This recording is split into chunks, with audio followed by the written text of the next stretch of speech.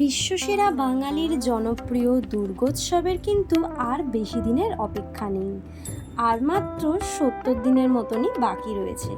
ইতিমধ্যে কিন্তু তোমাদেরকে বেশ কিছু পুজোর থিম সম্পর্কে আমি বলেছি বিগত কয়েকটি ভিডিওতে। সেরকমভাবে এই ভিডিওতেও কলকাতার বেশ কিছু জনপ্রিয় পুজোর থিম সম্পর্কে অবগত করব তোমাদের। সবার প্রথমে যে পুজোটির কথা বলবো, মাস্টার দ্য স্মৃতিসংঘ কেষ্টপুর এরিয়ার মধ্যে কিন্তু এই পুজোটি ভীষণ জনপ্রিয় আর মানুষের ঢল কিন্তু এখানে নামতে দেখা যায় প্রত্যেক বছর। বিগত বছরে শিল্পী শক্তি শর্মার হাত ধরে কিন্তু সেজে উঠেছিল এই পূজা মণ্ডপ। বিগত বছরে দেখেছিলাম থিম বৃত্তাকার নিয়ে সেজে উঠেছিল পূজা মণ্ডপটি।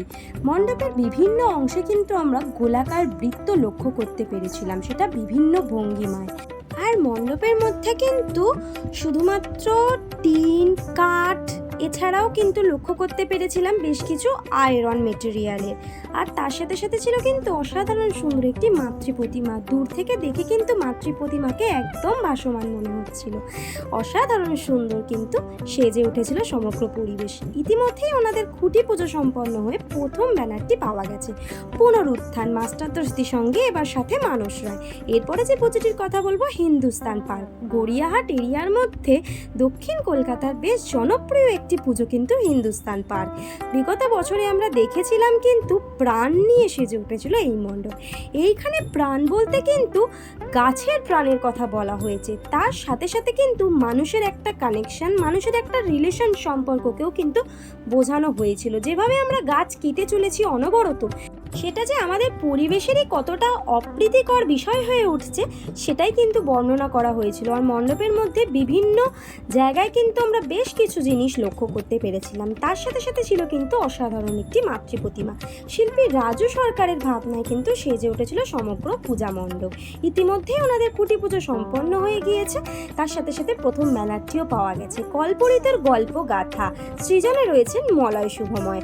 এরপরে যে পুজোটির কথা বলবো সেটি হচ্ছে বাগুইআটি অশ্বিনীনগর বন্ধুমহল। বিগত বছরে কিন্তু থিম জুমার ফিজাম নিয়ে সেজে উঠেছিল সমগ্র পূজা মণ্ডপটি।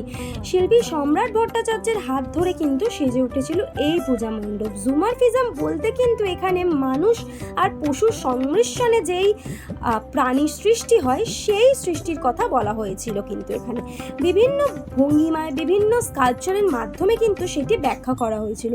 তার সাথে সাথে ছিল কিন্তু অসাধারণ মাতৃ প্রতিমার মধ্যেও কিন্তু আমরা সেই ছোঁয়াটি পেয়েছিলাম।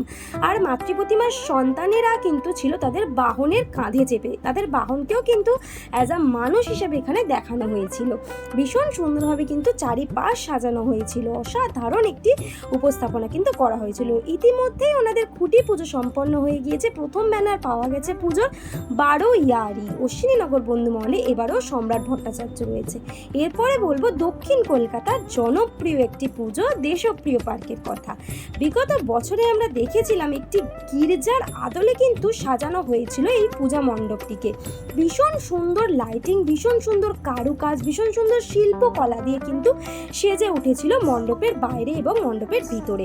তার সাথে সাথে ছিল কিন্তু শিল্পী প্রদীপ রুদ্রপালের কিন্তু অপূর্ব মাতৃ প্রতিমা যেমন সুন্দর তেমন সাবেকি। আমরা প্রত্যেক বছরেই দেখে আসি কিন্তু দেশপ্রিয় পার্কে সাবেকি প্রতিমাই বরাবর করে আসছে, তার কিন্তু অনথা হয় না। বিগত বছরও সেরকমভাবে অসাধারণ মাতৃরূপ কিন্তু আমরা দর্শন করতে পেরেছিলাম। দেশপ্রিয় পার্ক আমার খুব পছন্দের একটি পুজো, তোমাদের কার কার অবশ্যই জানিও। এবছরের খুঁটি পুজো সম্পন্ন হয়ে প্রথম ব্যানার কিন্তু ইতিমধ্যেই পাওয়া গেছে, এবার ভুবনেশ্বরী, এটুকুই কিন্তু জানা গেছে। এরপর যে পুজোটির কথা বলবো, লেকটাউন অধিবাসী বৃন্দের কথা। উত্তর কলকাতার লেকটাউন অঞ্চলের মধ্যে কিন্তু খুব জনপ্রিয় একটি পুজো লেকটাউন অধিবাসী বৃন্দে। বিগত বছর আমরা দেখেছিলাম শিল্পী প্রশান্ত পালের ভাবনায় কিন্তু সেজে উঠেছিল এই সমগ্র পূজা মণ্ডপটি। যখনই আমরা শিল্পী প্রশান্ত পালের কথা বলি তখনই কিন্তু আমরা বাংলার কালচার বা ঐতিহ্য বা বিভিন্ন শিল্পকলাকে কিন্তু ওনার কাজের মধ্যে ফুটিয়ে তুলতে দেখা যায়। সেই ভাবনায় কিন্তু প্রকাশ পায় ওনার থিমের মধ্যে। তার সাথে সাথে কিন্তু মণ্ডপের মধ্যে আমরা বিভিন্ন ধর্মের বেশ কিছু উৎসব লক্ষ্য করতে পারি। বিগত বছরেও আমরা দেখেছিলাম কিন্তু এখানে একটি সেরকম মনোরম পরিবেশ তৈরি করা হয়েছিল, একটি উৎসবের পরিবেশ তৈরি করা হয়েছিল। তার সাথে সাথে কিন্তু ছিল একদম অন্যরকম একটি মাতৃ প্রতিমা। এবছরের খুঁটি পুজো কিন্তু সম্পন্ন হয়ে গিয়েছে। এবছরের প্রথম ব্যানার পাওয়া গেছে লেকটাউন আদিবাসী বৃন্দের জঙ্গলি সৃজনের সুবল পাল। এরপর বলবো আমার ভীষণ পছন্দের একটি পুজোর কথা, দক্ষিণ কলকাতার বাদামতলা আসার সঙ্গের কথা। বিগত বছরে আমরা দেখেছিলাম এই পূজা মণ্ডপটি সেজে উঠেছিল কিন্তু 10 লক্ষ শালপাতা নিয়ে। একটি অন্যরকম গল্প কিন্তু এখানে বলা হয়েছিল। থিমের নাম ছিল প্রতিরূপ। এখানে কিন্তু কিছুটা গ্লোবাল ওয়ার্মিং নিয়ে কাজ করা হয়েছিল বিগত বছরে। তার সাথে সাথে কিন্তু একটি সামাজিক বার্তাও দেওয়া হয়েছিল। তার সাথে সাথে ছিল কিন্তু শিল্পী দেবতোষ করের একদম কিন্তু নেচার ফ্রেন্ডলি এলিমেন্টস নিয়ে কাজ। আর তার সাথে সাথে ছিল কিন্তু অসাধারণ একটি মাতৃ প্রতিমা। মাতৃ প্রতিমার মধ্যে কিন্তু আমরা একদম অন্যরকম একটি আর্ট লক্ষ্য করতে পেরেছিলাম। ভীষণ সুন্দর একটি পরিবেশ কিন্তু তৈরি করা হয়েছিল। ইতিমধ্যেই ওনাদের খুঁটি পুজো সম্পন্ন হয়ে গিয়েছে। ওনাদের প্রথম ব্যানারটি পাওয়া গেছে উৎসবের চালচিত্রে বাদামতলা আসার সঙ্গ, সাথে প্রদীপ্ত পিন্টু দীপময় দীপঙ্কর। এরপরে যে পুজোটির কথা বলবো সেটি হচ্ছে কুমারটুলি পার্ক। কুমারটুলি এরিয়ার মধ্যে কিন্তু বেশ জনপ্রিয় একটি পুজো কুমারটুলি পার্ক, বলা চলে উত্তর কলকাতার বেশ জনপ্রিয় একটি পুজো। বিগত বছরে আমরা দেখেছিলাম থিম অ্যাম্বিশন নিয়ে সেজে উঠেছিল সমগ্র পূজা মণ্ডপ।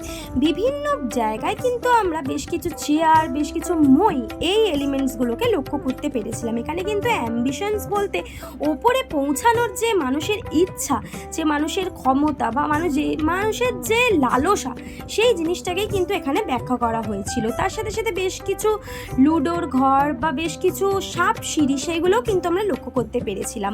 সাথে সাথে ছিল কিন্তু অসাধারণ মাতৃ প্রতিমা। ভীষণ স্নিগ্ধ একটি মাতৃ রূপ কিন্তু এখানে ফুটে উঠেছিল মাতৃ প্রতিমার মধ্যে। ইতিমধ্যেই ওনাদের খুঁটি পুজো সম্পন্ন হয়ে গিয়েছে। প্রথম ব্যানারটিও পাওয়া গেছে 32তম বর্ষের আয়োজন 1 নম্বর গারস্টিন প্লেস, সাথে বিশ্বনাথ দে। এরপরে যে পুজোটির কথা বলবো দক্ষিণ কলকাতার সন্তোষপুর লেক পল্লীর কথা। বিগত বছরে আমরা দেখেছিলাম থিম স্বতন্ত্র নিয়ে কিন্তু সেজে উঠেছিল এই পূজা মণ্ডপ। শিল্পী রাজকুমার প্রামাণিকের ভাবনায় সেজে উঠেছিল এই সমগ্র পূজা মণ্ডপটি। মণ্ডপের ভেতরে কিন্তু আমরা বেশ কিছু মুভমেন্টস লক্ষ্য করতে পেরেছিলাম। যদিও মণ্ডপটি দিনের বেলার থেকে রাতে পরিদর্শন করলে কিন্তু আরও বিষয়টি স্পষ্ট হতো। মা দুর্গাকে আমরা দেখেছিলাম এখানে শিবের একটি অবয়বের মধ্যে। মা দুর্গার কিন্তু একদম অন্যরকম একটি রূপ এখানে প্রকাশ পেয়েছিল। একদম স্বতন্ত্র যে ভাবমূর্তি, সেই ভাবমূর্তি কিন্তু মায়ের এখানে ফুটে উঠেছিল। সমগ্র পূজা মণ্ডপ বা সমগ্র পরিবেশটি কিন্তু ছিল একদম শান্ত একটি পরিবেশ। ইতিমধ্যেই ওনাদের প্রথম ব্যানারটি পাওয়া গেছে কোটি পুজো সম্পন্ন হয়ে গিয়ে। প্রথম ব্যানারটিতে লেখা রয়েছে চালচিত্র, সাথে রয়েছে অভিজিৎ ঘটক। পরপর তোমাদেরকে উত্তর ও দক্ষিণ কলকাতার বেশ কিছু জনপ্রিয় পুজোর থিম সম্পর্কে বললাম। আশা করি তোমাদের ভিডিওটি ভালো লেগেছে। আরও এরকম ইনফরমেটিভ ভিডিও নিয়ে কিন্তু তোমাদের সামনে আসবো। আজকের জন্য এতটাই।